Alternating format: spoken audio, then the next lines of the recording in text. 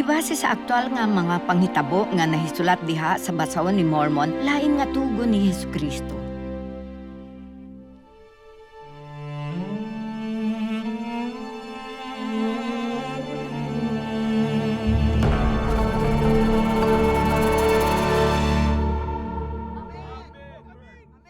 Pagpadala ngadto sa akong katawan.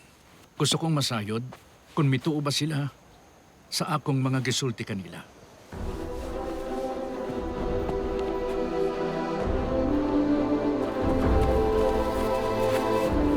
Nasabtan ba ninyo?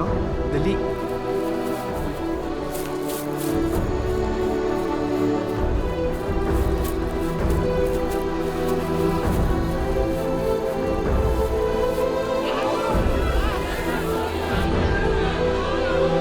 Ibahag ka na mo, Hari!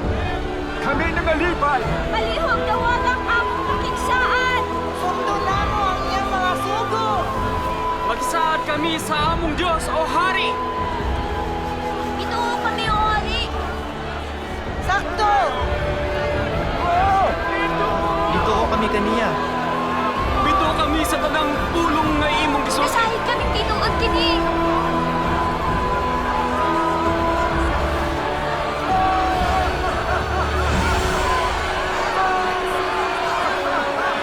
Magmasulundol sa iyang mga sugo.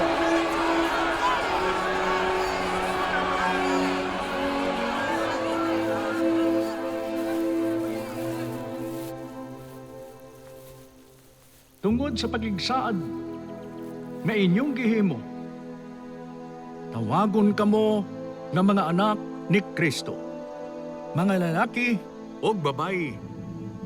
Kay tanawa, karong adlaw sa espiritual nga paagi siya nanganak kaninyo. Kay kamo nag-ingon nga ang inyong mga kasing-kasing nausab sa pagtuo sa iyang ngalan. Busa kamo na tawo kaniya og nahimo nga iyang mga anak nga mga lalaki o babae. Busa, ako manghinaot nga kamo modala diha kaninyo sa ngalan ni Kristo. Hinumdumi nga ang ngalan na hisulat kanunay diha sa inyong mga kasing-kasing. Aron kamo makadungog og masayod sa tingog nga kamo pagdatawgon og usab sa ngalan nga siya mutawag kaninyo.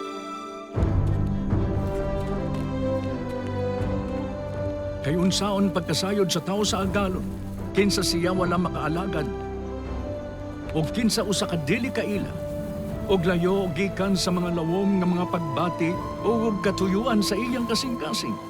Busa, ako manghinaot nga kamo magmakanunayon og dili mausab, kanunay puno sa maayo nga buhat nga si Kristo mosilyo kaninyo nga iya.